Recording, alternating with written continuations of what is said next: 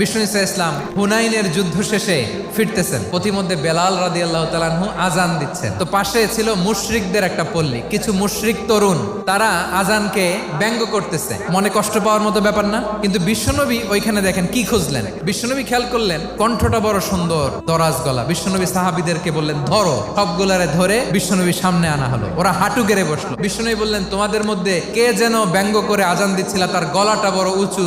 আবু মাহজুরা বলে আমার বন্ধুরা সবাই আমার দিকে আঙ্গুল দেখায়। আবু মাহজুরার মাথায় হাত দিয়ে বললেন এবার আজান দাও দেখি। আবু মাহজুরা বলে আমি তো আজান দিতে জানি না। বিশ্বনবী বললেন তাহলে আসো আমি তোমারে শিখাই দেই। বিশ্বনবী একটা বাক্য পরে, আবু মাহজুরা পরে, বিশ্বনবী পরে, আবু মাহজুরা পরে। আবু মাহজুরা বলে এক একটা বাক্য পড়ি আমার কলিজাটা গলে ঠান্ডা হয়ে যায়। বিশ্বনবীর সাথে দাঁড়িয়ে উনি শাহাদা পড়ে মুসলমান হয়ে গেলেন। বিষ্ণু ইসা ইসলাম বললেন যাও আবু মাহজুরা, আমি তোমাকে পৃথিবীর শ্রেষ্ঠতম মসজিদ মক্কার মসজিদুল হারামের মুয়াজ্জিন হিসেবে অ্যাপয়েন্ট করে দিলাম।